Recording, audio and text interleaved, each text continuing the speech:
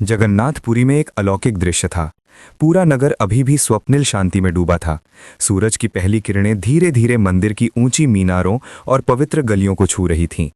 उसी समय देवी लक्ष्मी, जगन्नाथ भगवान की अर्धांगिनी, अपने दिव्य रूप में पूरे क्षेत्र में भ्रमण कर रही थीं। उनका हृदय करुणा और न्याय से भरा था और उनका उद्देश्य था ये देखना कि किस पर वे अपनी कृपा करें। उन्होंने सबसे पहले उन अर्चकों के घरों का निरीक्षण किया जो प्रतिदिन भगवान जगन्नाथ की सेवा करते थे। उन्हें उठाते, सुलाते, नहलाते, खिलाते और भोग अर्पित करते। लक्ष्मी जी के चरण उन घरों में पहुंचे तो देखा कि सूर्योदय का समय हो चुका है, परंतु सभी पुजारी और अर्चक अभी भी सो रहे थे। उनके आचार विचार शुद्ध नहीं थे, खान पान की शुद्धि अनुपस्थित थी, वस्त्र गंदे और महीनों से धुले नहीं थे। लक्ष्मी जी ने अंदर जाकर देखा कि 5-5 दिन से वही वस्त्र पहने हुए हैं और उन्हें बदलने का कोई प्रबंध नहीं था। देवी ने मन ही मन कहा, ये मेरे रहने लायक स्थान नहीं है, मैं यहाँ नहीं रह सकती। उन्होंने शुद्धता और पवित्रता को अत्यंत प्रिय माना और ये देखा कि यहाँ इसका कोई ध्यान नहीं रखा गया।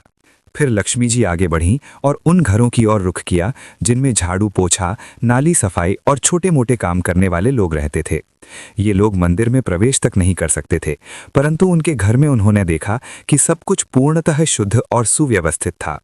घर की चौखट पर गोबर का साफ चौका, तुलसी के पौधों को जल देना, सुबह ब्रह्म मुहूर्त में उठकर हर कार्य करना, सब कुछ नियमानुसार था।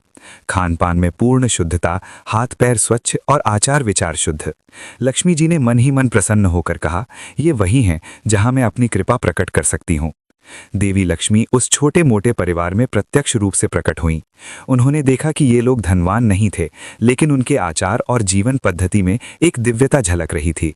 लक्ष्मी जी ने देखा कि घर के सदस्य उनके दर्शन पाकर भाव विभोर हो गए, नेत्रों में आंसू छलक आए और वे दंडवत प्रणाम करते हुए कहने लगे कि हम तो साधारण लोग हैं, आपका जल भी हमारे घर में स्पर्श योग्य नहीं। लक्ष्मी जी ने मुस्कुराते हुए कहा, ये सब बातें महत्वहीन हैं, तुम्हारा आचरण और विचार मेरे लिए महत्वपूर्ण है। तुम्हारा व्यवहार शुद्ध है, बुद्धि शुद्ध है और हाथ पैर स्वच्छ हैं, यही मेरे रहने के योग्य है। उन्होंने घर में बने चौकी पर स्वयं थाल में प्रसाद लिया और सभी भक्तों को आशीर्वाद दिया। इतने समय में बलराम जी और सुभद्रा जी भी पूरे पुरी में भ्रमण कर रहे थे। जब बलराम जी ने उस घर में झांक कर देखा कि लक्ष्मी जी वहां प्रसाद ग्रहण कर रही हैं, तो उन्हें आश्चर्य हुआ। उन्होंने कहा, राम राम, ये झाड़ू पोछा करने वाले और साधारण लोग, यहाँ लक्ष्मी जी प्रसन्न हैं और हम कैसे मान लें कि हमारे यहाँ आचरण शुद्ध है। उनके मन में थोड़ा क्रोध और नाक फूल जाने जैसी भावना उत्पन्न हुई। बलराम जी ने मंदिर लौटकर अपनी स्थिति जगन्नाथ जी को बताई, लेकिन जगन्नाथ जी ने केवल मौन रखा। यही मौन लक्ष्मी जी के लिए संकेत बन गया कि वे सही जगह पर हैं और उनकी कृपा जारी रह सकती है। अगले 3 दिन तक लक्ष्मी जी ने उसी घर में प्रसाद बनाकर उन्हें ग्रहण किया, लेकिन बलराम जी और जगन्नाथ जी अपनी नाराजगी में व्यस्त रहे। उनके मन में ये प्रश्न उठ रहा था कि यदि वे प्रसन्न हैं तो हमें क्यों प्रभावित होना चाहिए। फिर लक्ष्मी जी ने प्रत्यक्ष रूप से उनसे कहा कि यदि मेरी सेवा लेनी है तो जाति धर्म देखकर नहीं, आचरण देखकर लेनी चाहिए। जो शुद्धता और पुण्य अपने कर्म से अर्जित करता है वही मेरे योग्य है। जगन्नाथ जी ने भी बलराम जी और सुभद्रा जी को समझाया कि आचार विचार और कर्म से ही वास्तविक पवित्रता मापी जाती है, न कि केवल जन्म या वंश से। लक्ष्मी जी की कृपा उस घर में इतनी स्पष्ट हो गई कि उन्होंने अपने हाथों से हर चीज व्यवस्थित कर दी।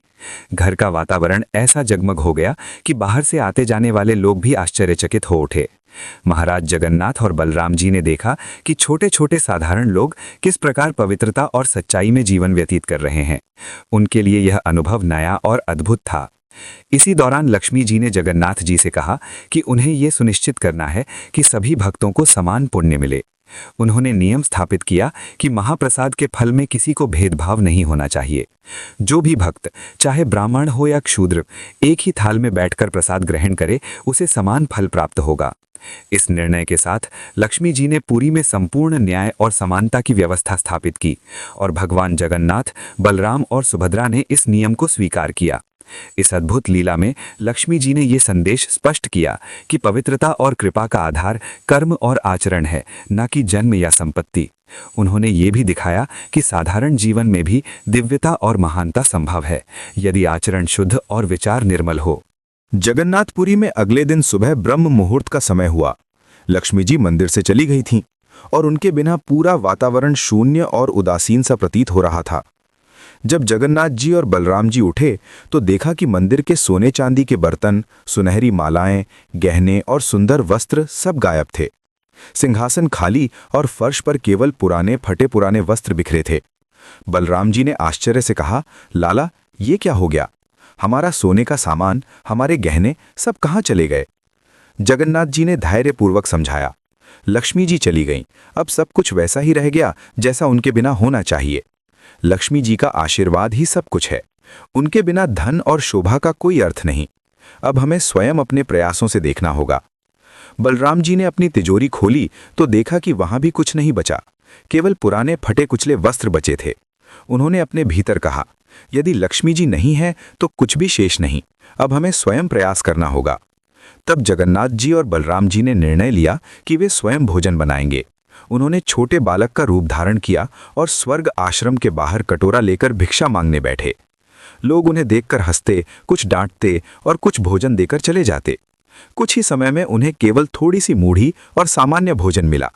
बलराम जी और जगन्नाथ जी ने अपने बालक रूप में सब कुछ ग्रहण किया और प्रभु का आशीर्वाद पाते हुए प्रसन्न हुए। दूर से लक्ष्मी जी ये दृश्य देख रही थीं।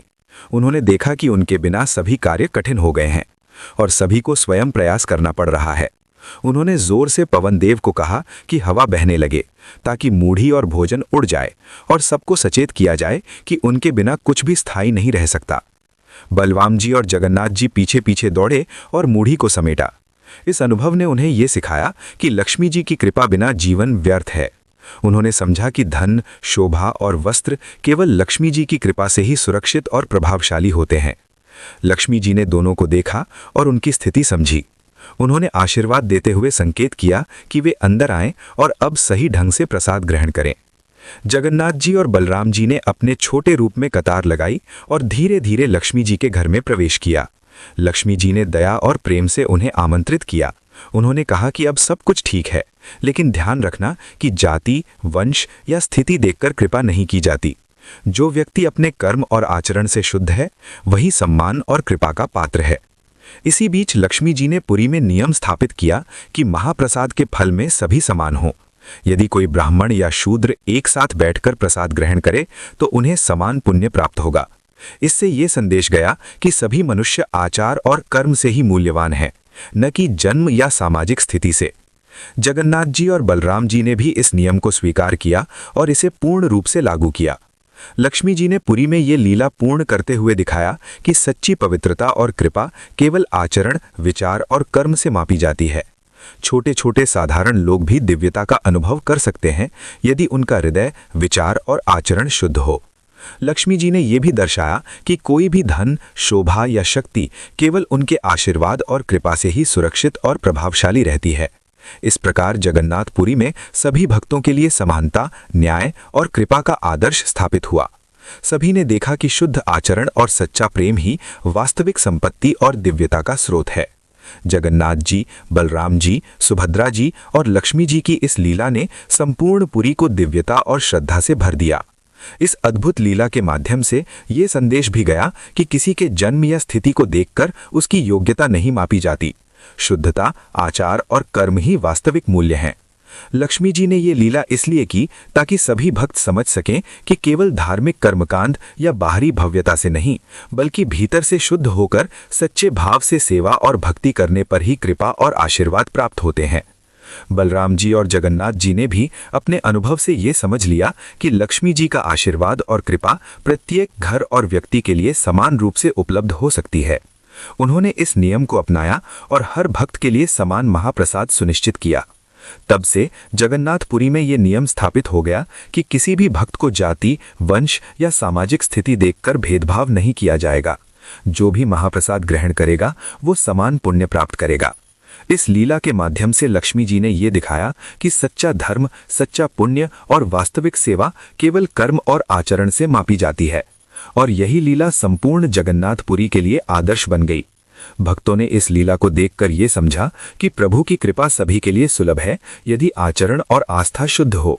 इस प्रकार लक्ष्मी जी की कृपा से जगन्नाथपुरी में सभी के लिए दिव्यता, समानता और शुद्धता का मार्ग स्थापित हुआ और ये लीला आज भी भक्तों के हृदय में प्रेरणा का स्रोत बनी हुई है।